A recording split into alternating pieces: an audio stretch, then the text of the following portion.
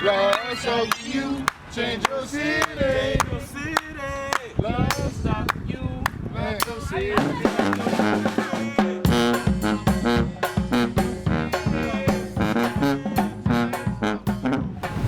Today's episode is sponsored by Baldwin & Co., an amazing local black-owned coffee shop that you can also buy books from with a mission to get more people to read.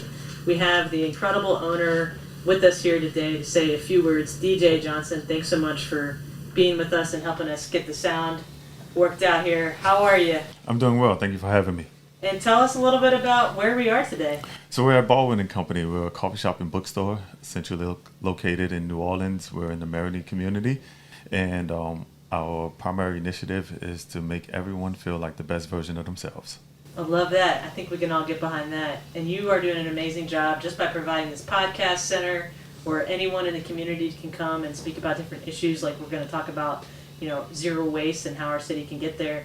What's your mission in life? Why did you return to New Orleans? It's to improve the literacy rate in the community, but as well as the country. We want everyone to become avid readers. The more we read, the better leaders in society we are. So our initiative is to empower people through literacy. Amazing, incredible. So, and how are you doing that here? We have a number of initiatives. We are bringing some of the most prominent thought leaders today. So like Imani Perry, Eddie Glaude Jr., Clint Smith, Maurice Carlos Ruffin, some of the most prominent thought leaders today. Nicole Hannah-Jones is coming here next week as well. So we're bringing in the biggest and brightest minds in the country here into Baldwin and Company for the community to meet them. We also have a number of initiatives. 7 days a week for the summer, we do a literacy tutoring session to as individuals can bring their youth into us, and we assist them with reading. We also do a number of book festivals throughout the year, to as we give away hundreds and hundreds of books and free food, free drinks, free merchandise, but it's all to make reading fun, to make learning fun and engage the community. That's incredible. Thank you so much for all that you do here. And, today we're talking about waste in the city. What comes to mind when you think about recycling in New Orleans for you? Well, I think we have a long way to go as far as like improving the recycling in the community. I think that the community can do a few things different. I love Malcolm Gladwell and a theory that he popularized in the tipping point, and it's the broken window theory. And one of the initiatives behind it is just when you keep the community clean, the community uplifts itself. That's perfect. Yeah, absolutely. Well, hopefully we can keep this community clean and keep uplifting each other. Thanks so much for your support. Thank you. Thanks for having me. Awesome. Okay. All right. Episode 2. Thanks so much for joining the Love Your City podcast. We've talked a lot about plastic and how to avoid it, but how do you replace plastic with something better? Is it compostables? Is it glass? Is it aluminum? And how do we help recycle these other non-toxic materials and keep them into the economy? Today's amazing guest is Franziska Trautmann, co-founder and CEO of Glass Half Full. Franziska, thanks so much for being here. Thanks for having me. And our co-host today is Jordan from the Life City team. Jordan Basley is the video producer. She's making the magic happen. Woo. So glad to be here. Awesome. So Jordan, you're from New Orleans and you left for a while and came back. So what was that like for you? And what did you notice when you returned?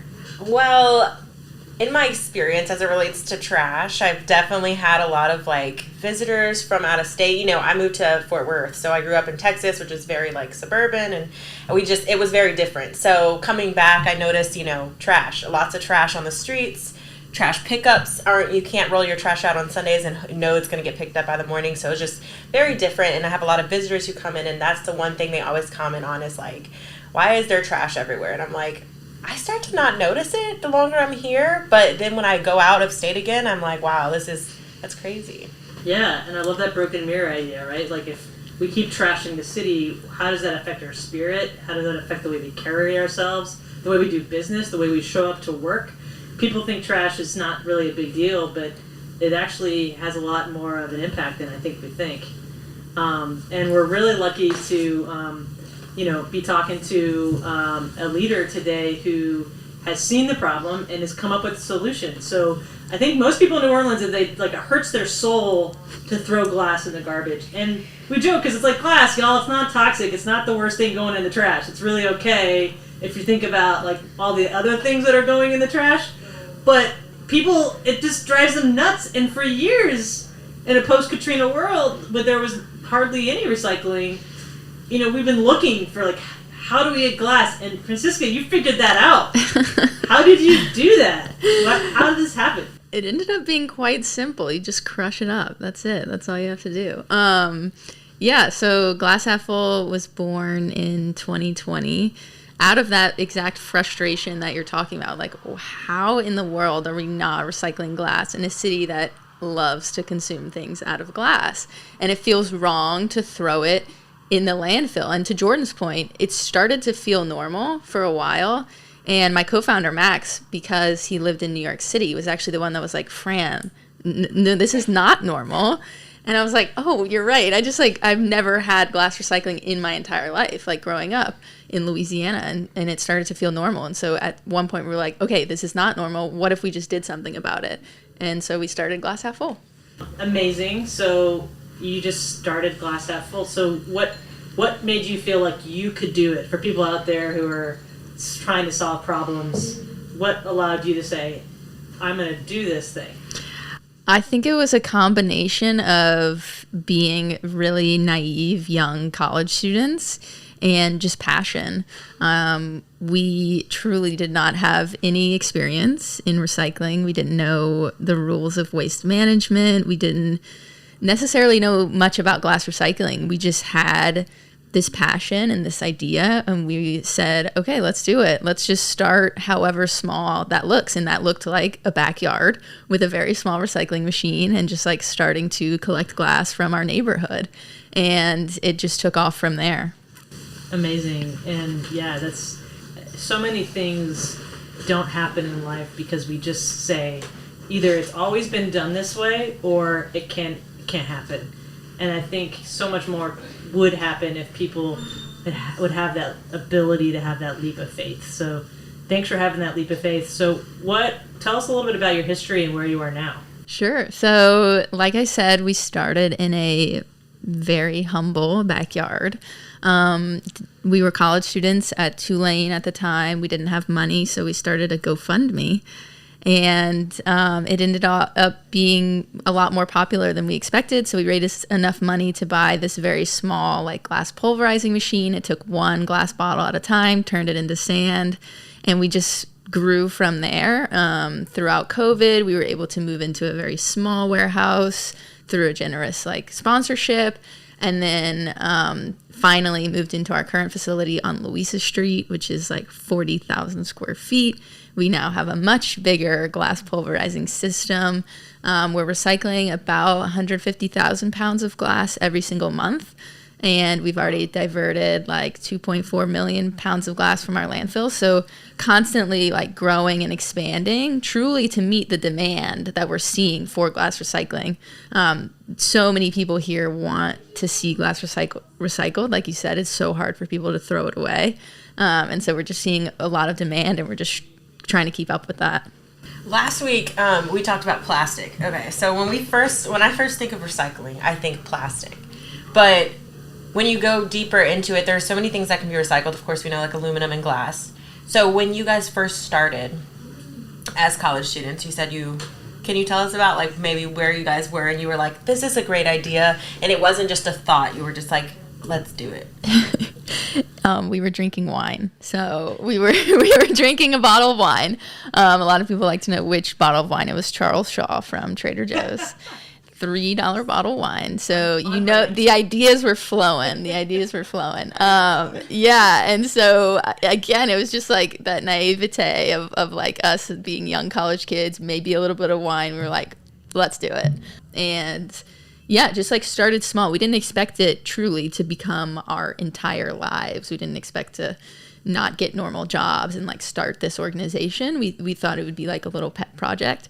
But when we saw the demand from the community and from like New Orleans people, that they were like, no, you're right, let's do this, let's recycle glass, like we're fully in. That's when we were like, okay, this is it, we're doing this, we're gonna do it right. You did say something when we were kind of discussing beforehand that the amount that you guys have recycled thus far equals to something. Can you just tell us what that equals? So we've recycled 2.4 million pounds of glass so far. We did a Snake and Jake's analysis where Snake and Jake's has been recycling with us for a year. And so they recycled 21,000 pounds of glass, and that was 6 Bourbon Streets. So Snake and Jake's alone, Just one one bar. dive bar, one dive 6 bar Bourbon Street. is 6 Bourbon Streets of like glass we are bottles just, lined like, up. The tip of the iceberg for glass. Yes. Yeah. That's insane. And so how much coastal sand does that create? So in terms of sand, we usually speak in terms of volume. So about 2,000 pounds is 1 cubic yard. So if you take that estimate, 2,000 pounds per cubic yard. I can't do the math. I'll bring a calculator next time. Okay, yeah, thank you. Cool. So lots of good things coming out of that. So, I mean, can you tell us more about the sand? Like, tell us more about where the glass goes and kind of how that helps. Yeah. So our first initiative with the sand was a pretty easy decision. It was like, okay, if we're making sand out of glass, what does New Orleans use sand for? Sandbags. It was a very direct correlation.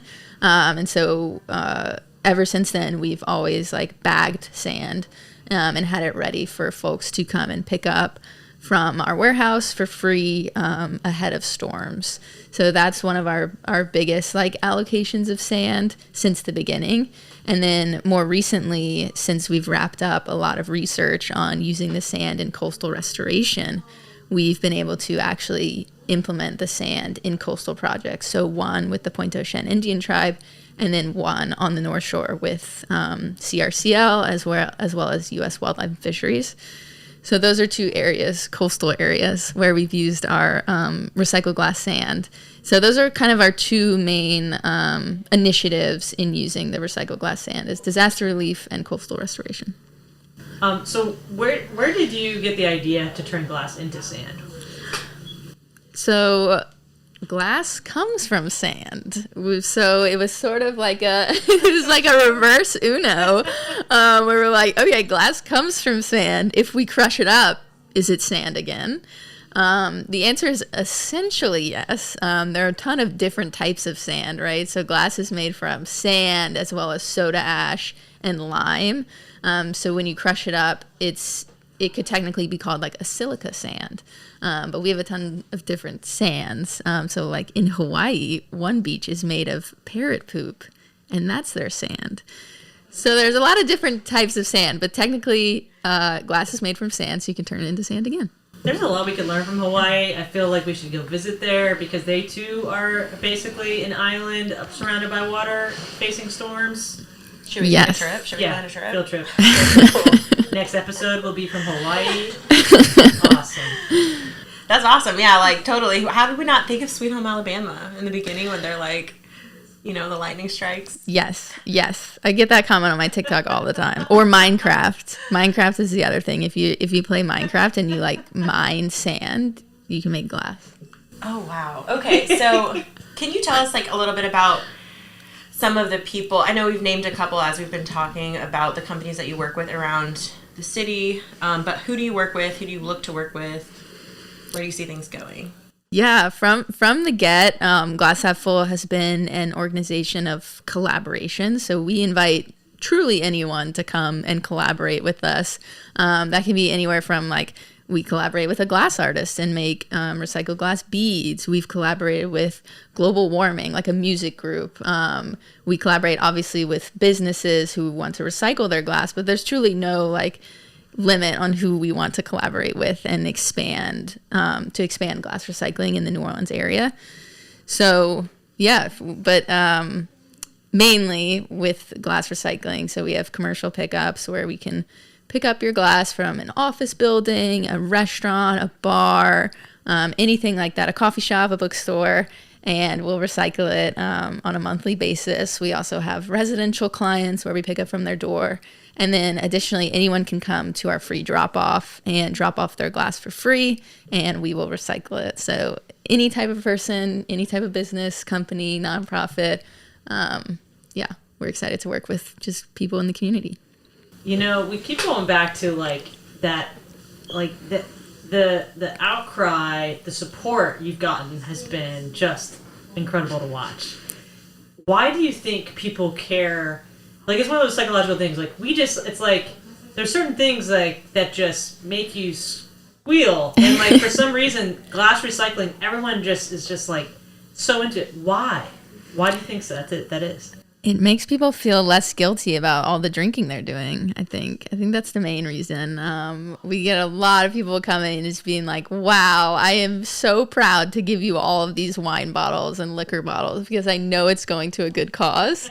And when you finish a bottle of tequila and you throw it in the trash, I mean, that just feels horrible. You know, you're like, but when you bring it to glass half full, you give it a second life. People are just so excited about that. I think, again, a city like that does a lot of drinking, you know, you need some sort of like positive spin to that. Well, yeah, and I think people do feel guilty when they throw anything in the trash. Like, you know, when trash inherently is this like not good thing. You feel bad about it. It's like you're just creating all this nastiness. Well, there's so much of it, so it's like you're never stopping. You know how many things you throw away each day? I get so mad at how many paper towels I throw away each day. I'm like, what can I do? I mean, I can get a rag, but still, paper towels are so convenient. Anyways. Yeah. But also glass is like, yeah, we drink a lot, but like, you know how many candle things I have sitting around my house? And I'm like, they're so pretty, I don't know what to do with them, but I can make them sand. Yes, bring them to us. Can you tell us where some of your drop-off locations are for like someone like me? Yeah, so anyone can come to our Louisa Street drop-off 3 days a week, Monday, Wednesday, Saturday, 3935 Louisa. So we just launched a community drop-off program in the Lower Ninth, so we have 8 locations there in partnership with CSED. So like there's one at the Bayou Bienvenue Wetland Triangle platform, one at like Mercedes, different spots around the neighborhood. So that's an option as well. Okay, cool. So lots of options for residential people in New Orleans. And do you guys, this may be totally random, but do you guys look to expand around Louisiana? Do you look to expand? Okay. Yes, not random at all. There is not glass recycling throughout the state. So we definitely hope to expand throughout Louisiana into places that need glass recycling. So especially like major metropolitan areas. So we're looking at Baton Rouge, we're looking at Lafayette. More close by, we're already like in Jefferson Parish. We're in St. Bernard Parish. We might expand to the North Shore, the West Bank, slowly but surely. Do you think one day we could have enough bottles and sand to make our own island? Yes. Okay. Yes. Glass What should we half call full it? Okay, glass half full island.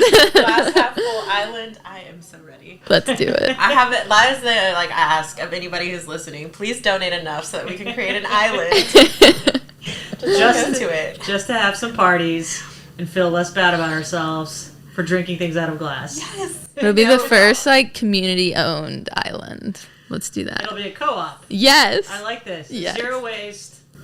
Women cooperatively owned. Yes. Minority owned. Yes. Totally recycled. Eco-friendly.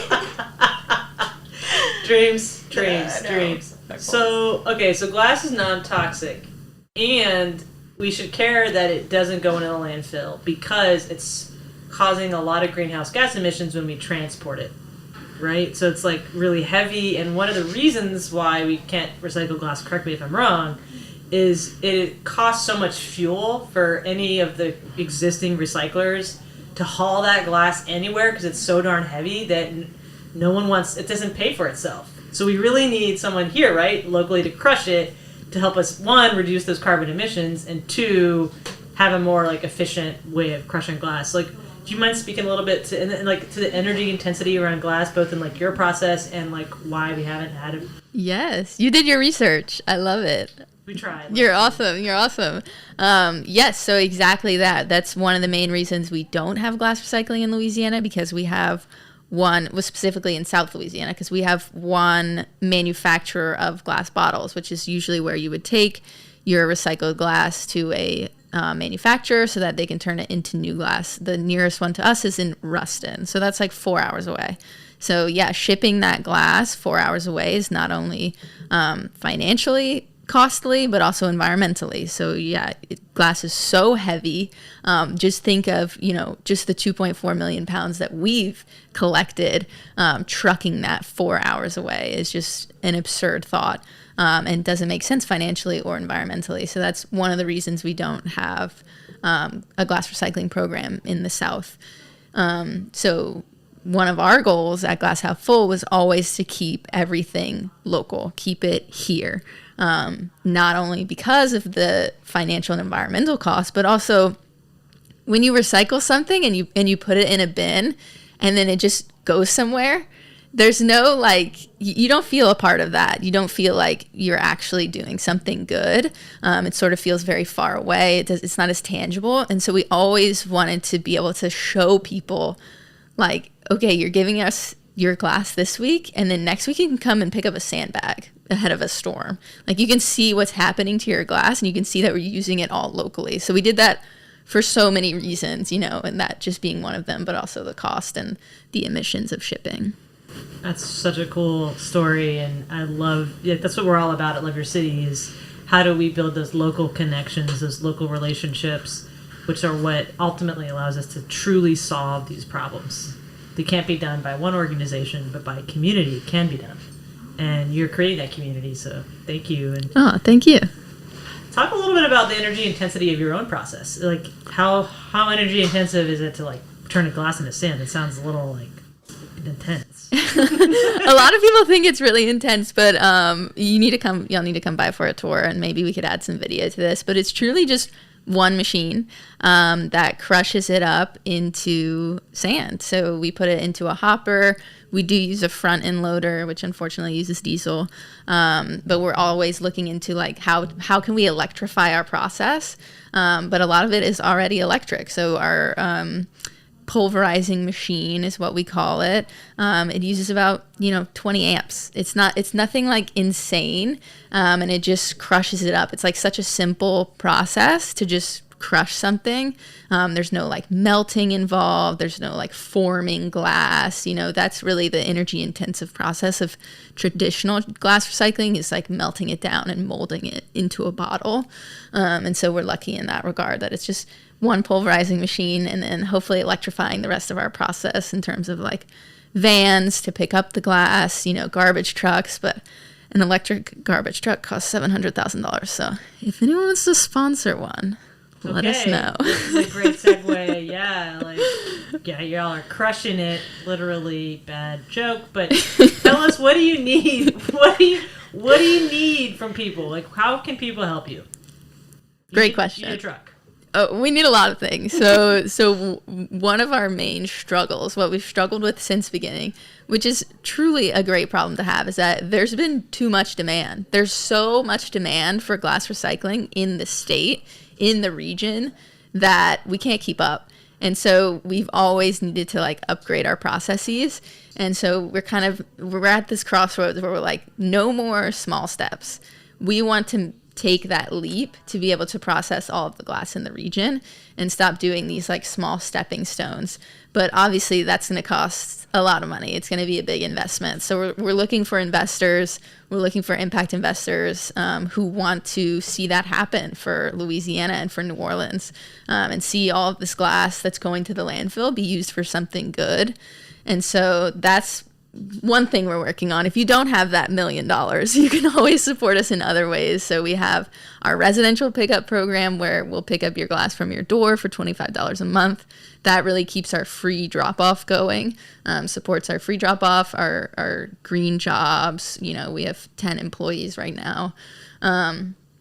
And then our commercial pickup program, so any bars, restaurants, businesses, offices that want to recycle their glass can sign up through us. And we always accept volunteers as well to help with our free drop-off program. How many times do you pick up with the monthly, either commercial or residential? With residential, it's once a month, but you can choose how much glass you think you'll have on a monthly basis. And then with businesses, we pick up however many times they need us to pick up. So for some people, that's just once a month. For some people, that's every week. For some people, it's twice a month. It just depends. And how should someone sign up for something like that? So you can go to ghfno.com, and it's all there. Glass half full. GHFNO.com. Cool. I love it. None of this small stepping business. We're going big. $1 million. Yes. We can find that. I think it's possible. It's going to happen. That's what community can do. Thank you so much. Anything else that you'd like to share from your heart, from this journey that you think is important for people to know? No, I'm so glad to be a guest on this podcast, and the message that we're trying to like spread in New Orleans, which is that we don't have to be this trash city. There shouldn't be trash everywhere. We should stop normalizing it and start working to make it better. And what can other cities learn from this too? That innovation can come directly from our community. We don't have to wait for the government or other people to solve our problems. We can truly solve it if we come together as a community. Is it possible to have glass half full, Yeah. like collection bins around the city? That's a goal. One of the issues we found with like community collection bins is trash.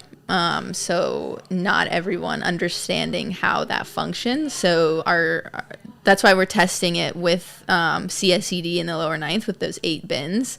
And we actually built like little houses, sort of like the community fridge little houses for the bins to ensure that it's like we're just getting glass. It's not going to blow away if there's a storm and things like that. Just like making it very clear that like this is a glass collection. So we're testing it there, and we hope to be able to like spread it throughout the city. I cannot wait to see it. It's gonna be awesome. All right. Thank you so much. Big steps, big dreams, community. Thank you. So,